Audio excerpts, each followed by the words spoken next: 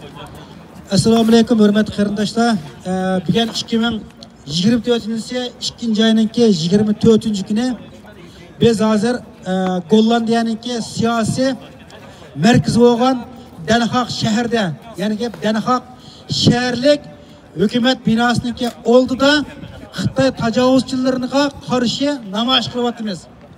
Bu namoyish qilishning maqsad bu shaharlik hukumat binosiniki ichida Xitoy hukumatniki o'rlashtirishda Xitoylarniki yangi yil bayramini tabriklash faoliyati o'tkazyapti. Biz bu binoning ichiga kirib ko'rib chiqdik.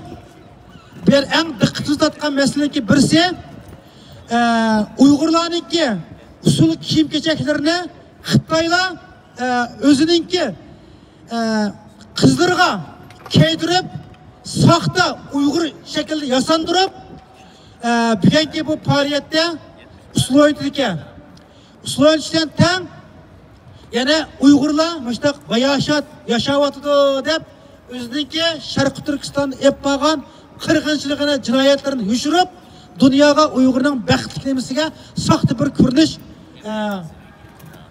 qilyotdi.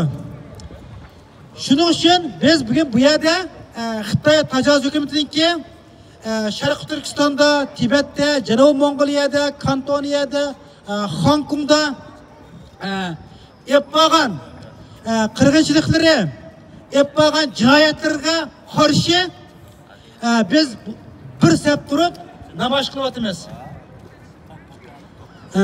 Shuning biz bugun bu namoyish qilishga maqsad shu.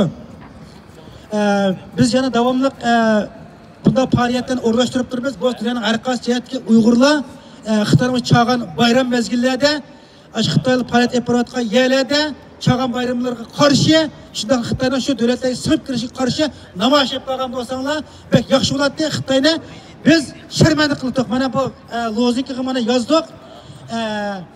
Biz universal qimmat qarashlarga qo'g'dab demokratiya erkinlikni qo'g'daylik.